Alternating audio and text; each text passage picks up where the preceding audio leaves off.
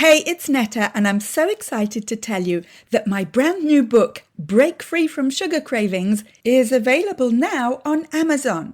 If you're struggling with sugar cravings and emotional eating, and you want step-by-step guidance to know exactly what to do so that you can feel confident around food again, go buy my book. Look for Break Free from Sugar Cravings on Amazon in most countries.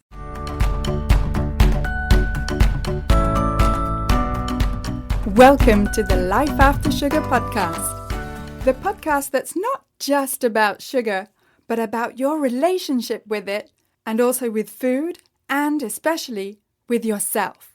So if you want to discover your life after sugar and hear inspiring stories from all kinds of people who also cut out sugar in their way, at their pace, for their own reasons, this is the podcast for you.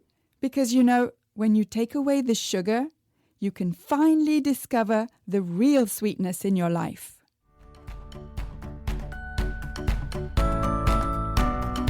I'm your host, Netta Gorman. And today I'm talking with Dr. Kelly McCann, a medical doctor who also has a background in integrative medicine.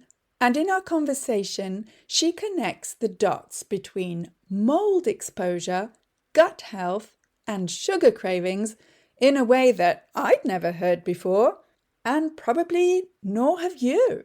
And then we take it even deeper. Dr. Kelly goes into the emotional and spiritual side of why we reach for sweet foods in the first place. We'll get to our chat in just a minute. But first, I just wanted to tell you that if you're looking for some free resources, then I have plenty for you. First, download my 5 tips to get rid of cravings. And those 5 tips may not be what you think they are. So go to sugarcravingsfree.com and download your 5 tips today. And while you're at sugarcravingsfree.com, why not take the cravings quiz? I created this cravings quiz specifically to help you start thinking more deeply about what triggers your cravings. And when you do this quiz, you'll get your personalized score as well as my practical tips to help you take your first step to get rid of cravings. Those free resources are at sugarcravingsfree.com. And on social media, come check out the Life After Sugar Facebook page and subscribe to the Life After Sugar YouTube channel, as well as my Instagram account at My Life After Sugar, which is where you'll get all kinds of inspiration so that you can see that it's perfectly possible to live a happy and active life, even if you don't eat sugar. All right, let's get to my chat with Dr. Kelly. So I'm talking with Kelly today.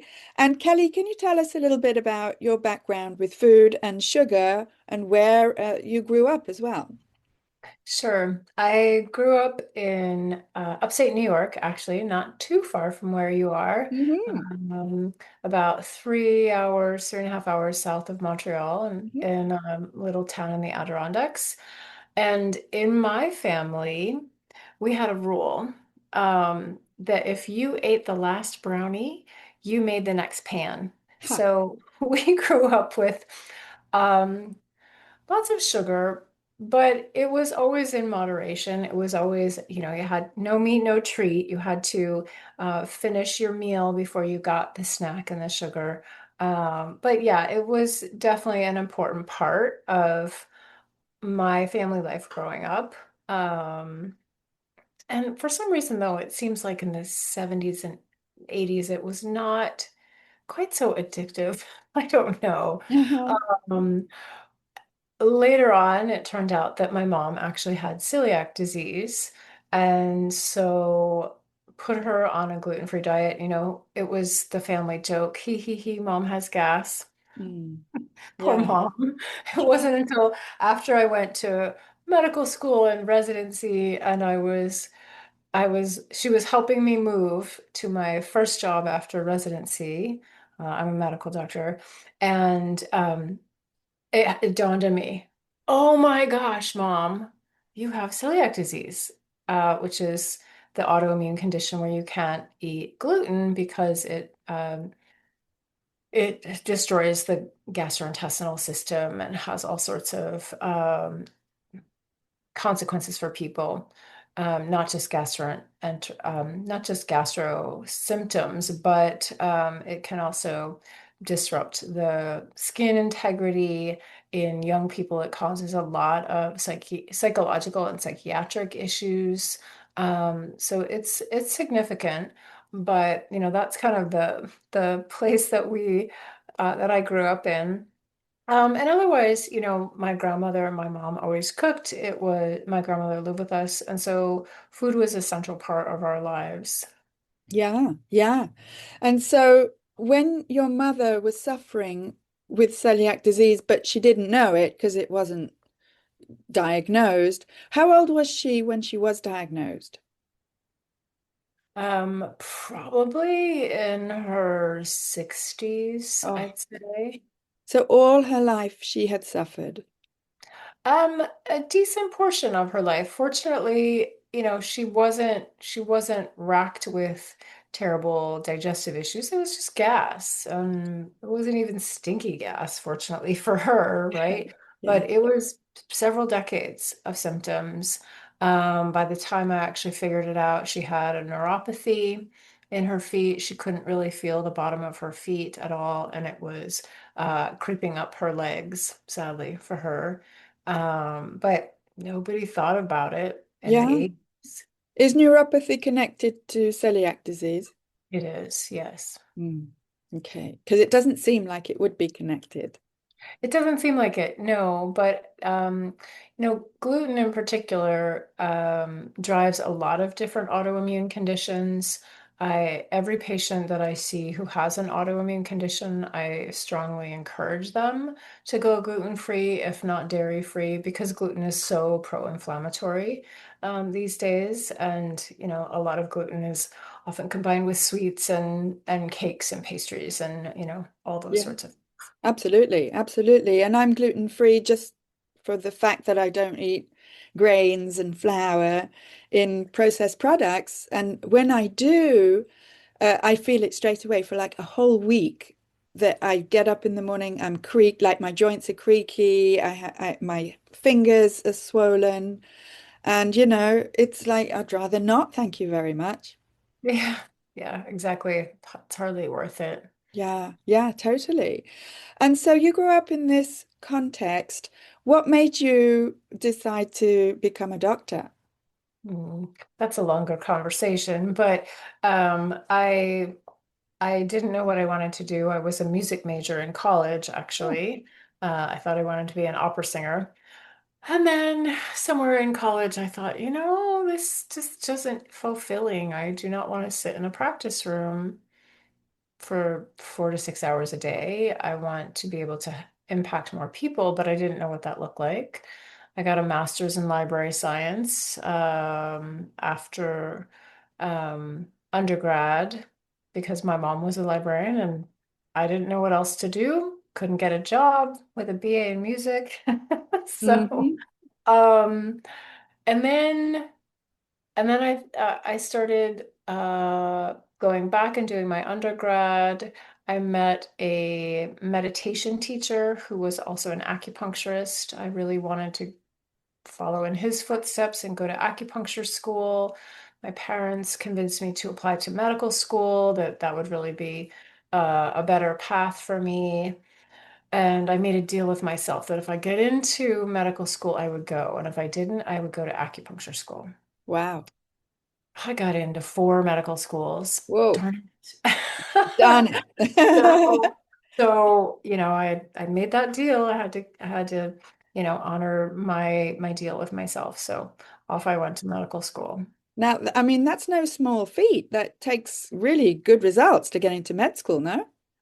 Yeah, it's not easy to get to med school. So the fact that I did really showed me that I had the capacity to do it, and that was really the path. And for now, I'm very, very grateful. I think the impact that I can have as a medical doctor No offense to acupuncturists. I think they do phenomenal work. And I ended up being able to study acupuncture as well. I did medical acupuncture through the Helms Institute and UCLA after my initial training. Wow. And where did you go to med school? I went to Tulane University. I did apply to McGill and I got waitlisted. I loved McGill. It's Although I was much happier being in New Orleans oh, than in New freezing my Orleans butt off. instead of Montreal. Yeah. It's a little bit warmer. A little bit warmer. And I was able to get a master's in public health along with my medical degree. I spent 3 months in Ghana, West Africa, while in medical school, which just was a phenomenal experience. Amazing. Amazing. How long ago was this that you did your medical degree? I graduated in 2000. Okay. All right. And since then, how have you been connected with the world of nutrition slash gluten slash sugar? Yes, well, we don't really talk about nutrition in medical school, or at least we didn't at that time. And we do now. Tulane actually has a cooking kitchen. I got to take a cooking class while I was there for a reunion not too long ago, which is very exciting, very progressive. Um, However, at the time there wasn't any cooking, so it was really on the back burner. But I was in New Orleans eating amazing food. Oh, yeah. And then residency was in Phoenix. Um, and by that time, I knew I wanted to participate in the University of Arizona's program in integrative medicine. And so after residency, I took a job in Oregon while waiting for the fellowship to start. And and that's really where I dove into nutrition and diet and how to counsel people on how to live a healthy diet, how to do an elimination diet, for example. Um, and those are some fundamental principles that we still use today in the clinic. Amazing. Great. Yes, because on this podcast, I interview a lot of doctors, and I would say 100% of them tell me we got little to no training on nutrition, and you have to do it like apart, and it has to come from you. Yes, Mm. yes, it does. Although I will say, the Tulane's kitchen is fantastic, and the chefs are actually trained in nutrition and therefore are able to teach you not only how to cook, but how to um, counsel patients, think about nutrition, teach patients in terms of, fats and proteins and salt. And it was really very impressive, the kind of a program and the rigor that they're teaching medical students these Yeah, days. it is very impressive because it's, I think, pretty rare from what I know of medical, the Yes. medical field. So, what is it about sugar that is so awful for the body? Um, yeah, it causes imbalances in the body, in the microbiome, right? Really, it dysregulates the nervous system. Um, there are so many issues with eating sugar and having it a part of your life. I think I see mostly patients with complex chronic illness. So I see patients with a tremendous amount of inflammation. They might have Lyme disease or other co-infections. They might have mold exposure. They will have both. Oftentimes, that's the situation, is that they will have both of those situations going on.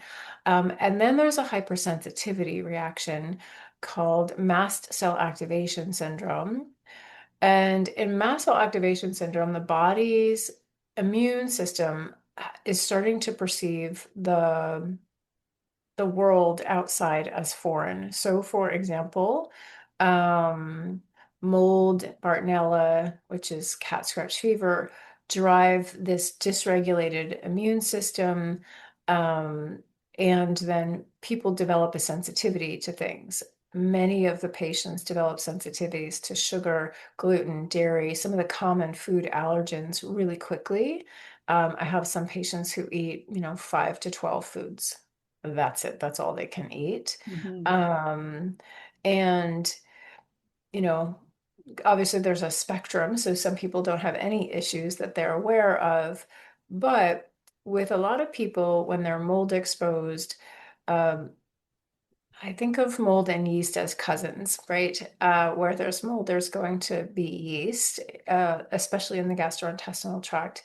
And when we eat foods, actually, when we're in a moldy environment, we're naturally going to accumulate more yeast in the gastrointestinal system, more yeast and mold colonization, perhaps in the sinuses.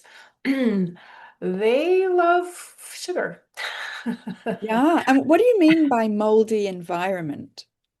Yeah, good question. So molds can grow in water damaged buildings. For the most part, I see that there's a cement wall behind you on one side, Yeah, I'm at my college. Yeah.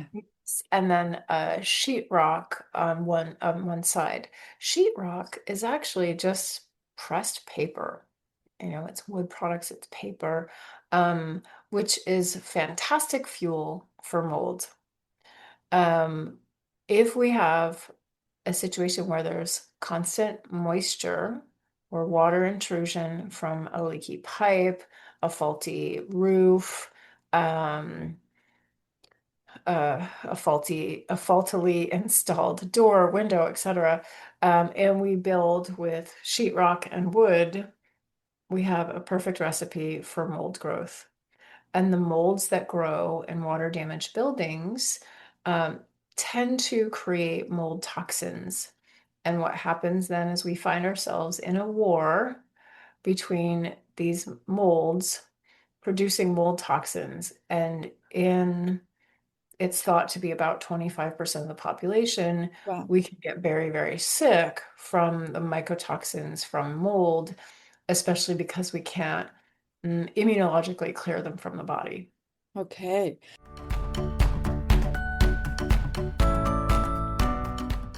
I want to take a quick break to say that if this is your first time here, then welcome and thank you for listening to this podcast. And whether you're new or a regular and you haven't yet rated or reviewed this podcast, could I ask you to scroll down and tap on the stars to rate this podcast and also to write a short review to let me know how this podcast is helping you in your life after sugar. I love reading your reviews. And when you rate and review this podcast, not only does it encourage me to continue making new episodes, but it also helps to share this podcast and have more people see it so that we can help more people feel better and lose weight with less sugar. So again, thank you for rating and reviewing this podcast and for spreading the word about sugar.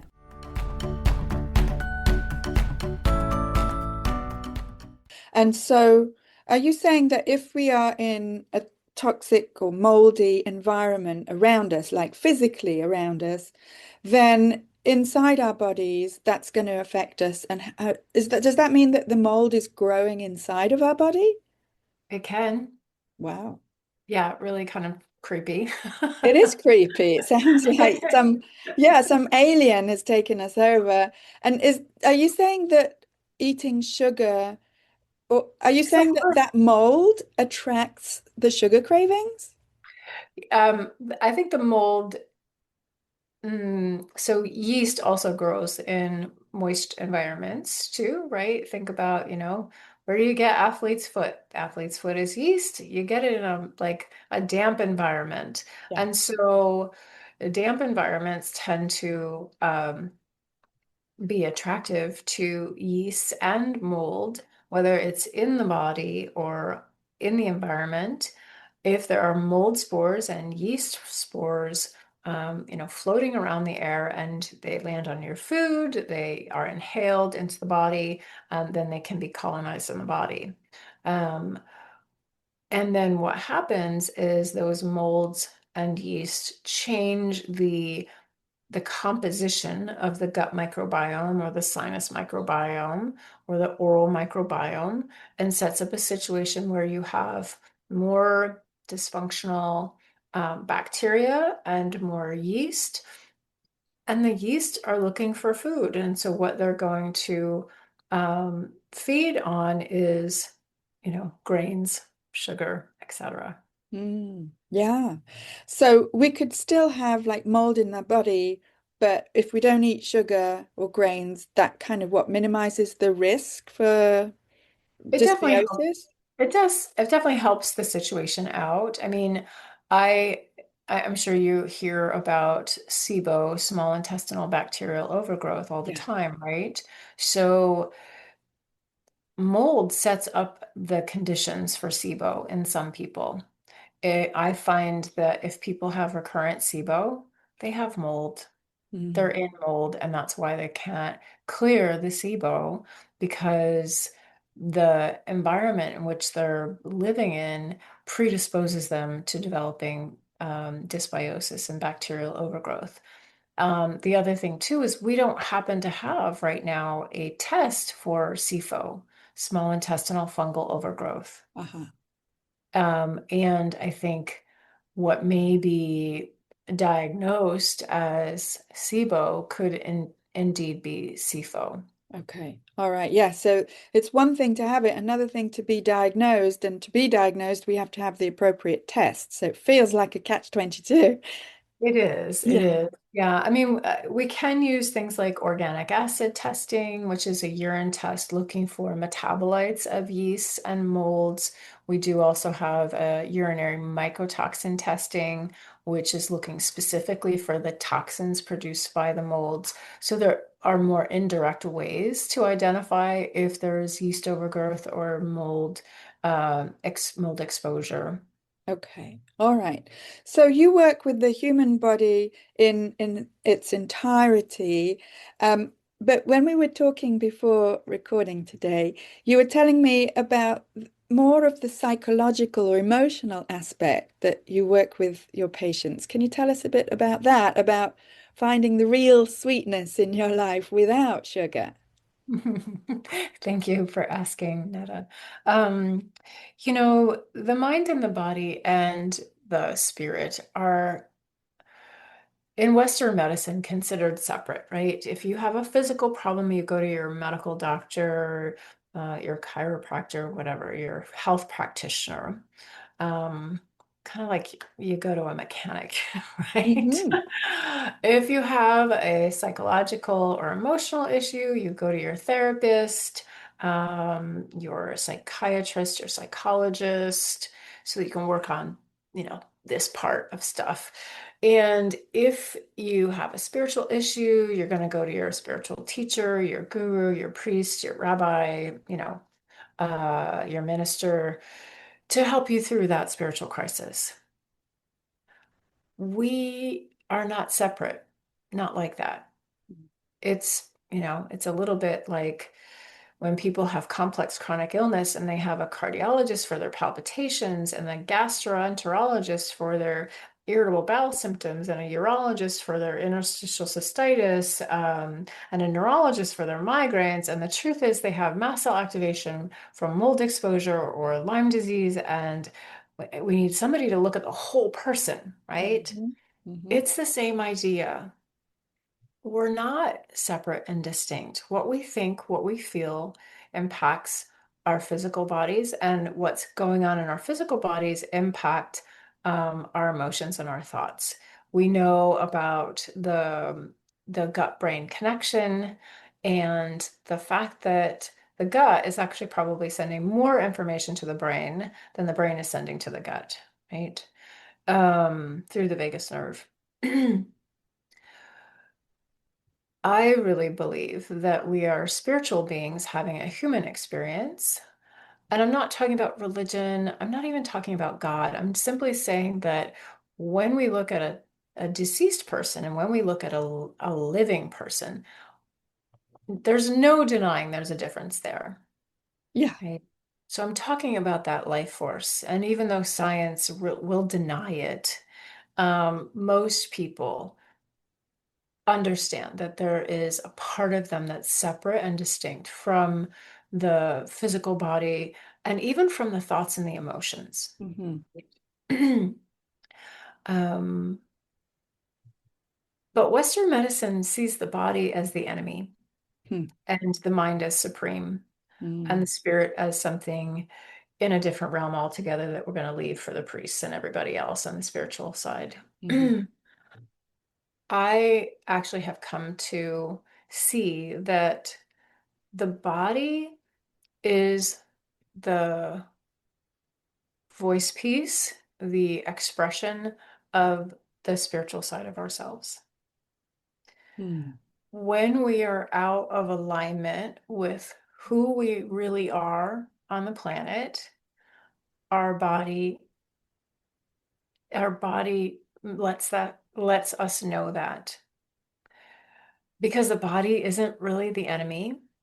The body is always on our side. It is always trying to protect us, take care of us, keep us alive. So, this idea that the body is against us, I think is completely false. Hmm. And if we look at the body not being against us, that we take to heart and observe with curiosity what the body is trying to say, it can really be understood as a message.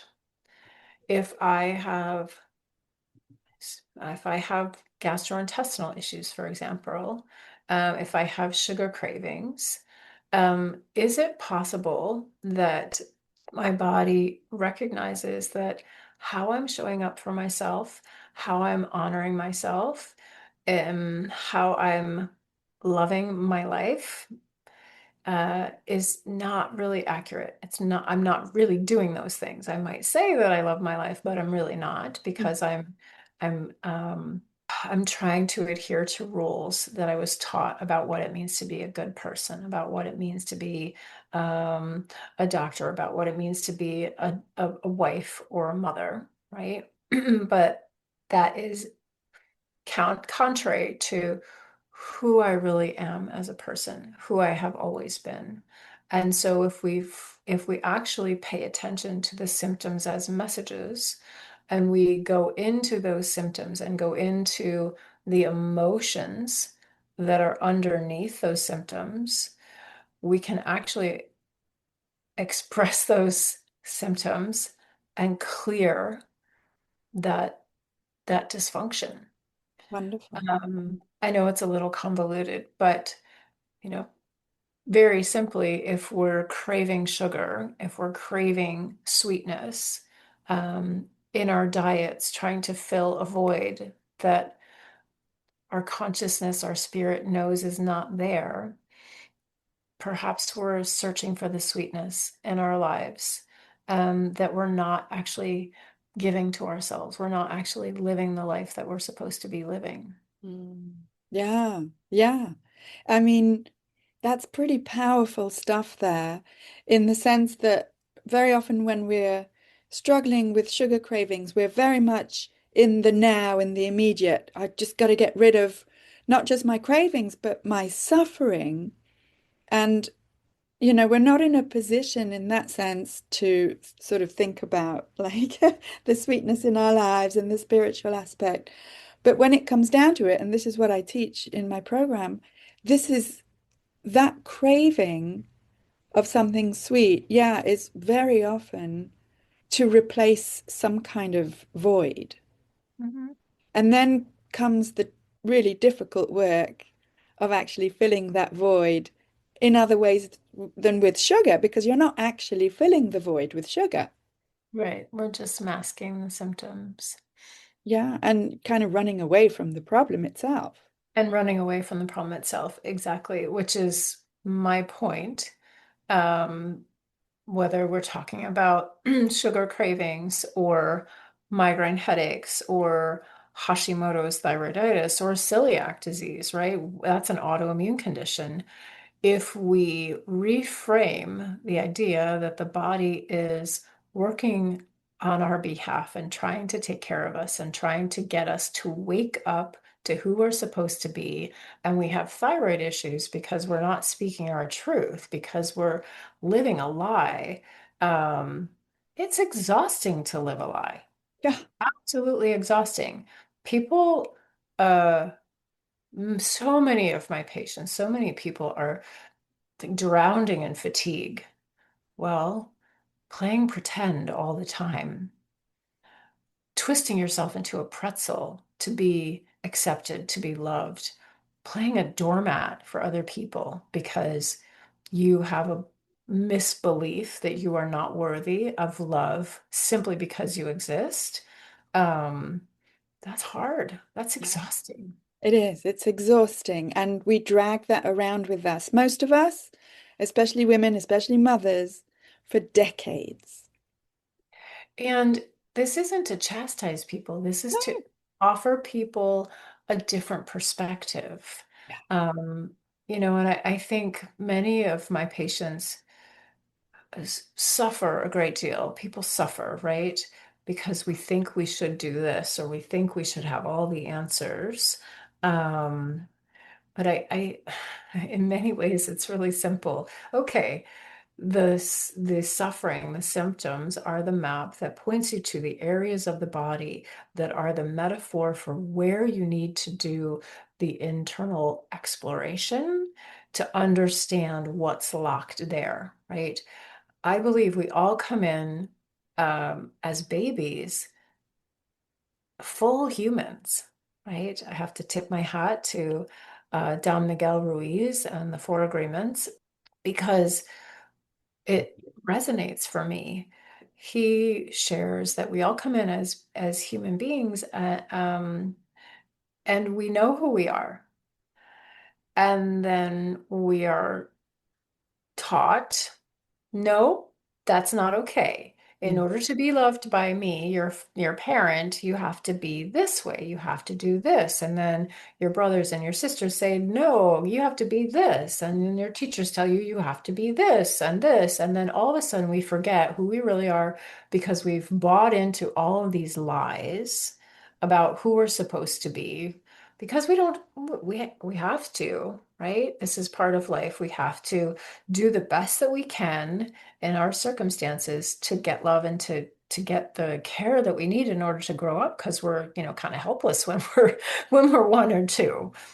Um, and the reframe that I would offer is that in order to really find ourselves, we have to get lost. Hmm. This is how life works. Hmm. And that is uncomfortable, an uncomfortable truth for most of us. Yeah, I don't know. But if you really sit with that, like how much freedom is there in that to recognize that your body was always on your side? It is giving you messages. You have the map right here of how to Mm. find and reconnect to your authentic self. Um, no matter how sick you may be, no matter how far away you think you are, no matter how addicted to sugar you are, right? Yeah. Yeah, that is such a powerful and inspiring message. Thank you so much for sharing that with us. I think a lot of listeners will feel that you understand them. So, if people want to get in touch with you, how can they do that? Yes, thank you so much for asking. I have my brick and mortar practice in Southern California. That's the Spring Center. I actually have licenses in the US, in 11 other states, so it's possible to become a patient. You can find blogs and information on drkellymccann.com. But the project that I was talking about and this whole concept is called the Unforgetting Project.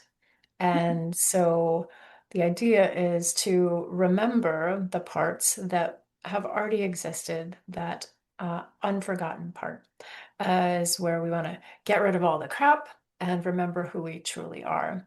And that is unforgettingproject.com. I have a 9-week transformational program focusing exclusively on these kinds of principles. And yeah, I'm excited to see what unfolds with the rest of Amazing. that. Wow. I'll put that information with the show notes so that people can go and see that from sugar cravings, we can go much deeper and really change who we want to be. Yes, change who we are into who we are really meant to be. Yes. Thank you so much. What a great conversation with Dr. Kelly. And it shows that sugar cravings are about more than just willpower or even habit. They can actually be a signal from your body that something much deeper needs attention, whether that's mold in your environment or an imbalance in your gut or even a void in your life that, well, no amount of sugar is ever going to fill. And this is exactly what I teach in the Freedom from Cravings Formula program. How to go deeper than just changing what you eat. Because I created this program specifically for women over 50 to help you go deeper into your relationship with food, especially sugar, and also into your relationship with yourself. And so that you can get guidance and support to help you stop emotional eating, break free from sugar cravings, slim down, and feel more in control around food, and more empowered to know about your own body and your own health. In the program, you'll get step-by-step guidance and customized support through the 5-step formula that I've developed so that you can live your life with more energy and fit into your favorite clothes effortlessly, feel confident in your food choices, and ditch the shame and embarrassment that you feel every time your emotions make you slip or fall off the wagon, and so that you never have to feel like you're on some kind of restrictive diet. By the time you're 50 and over, you've spent decades looking after everybody else. And now it's your turn to take care of yourself. So let's chat about your specific needs and why you want to break free from cravings. To learn more about the Freedom from Cravings Formula program, go to sugarcravingsfree.com. And also, you'll find the link to book a free video chat with me with this episode in the show notes. That's it for this week. Keep in touch and see you soon for another episode.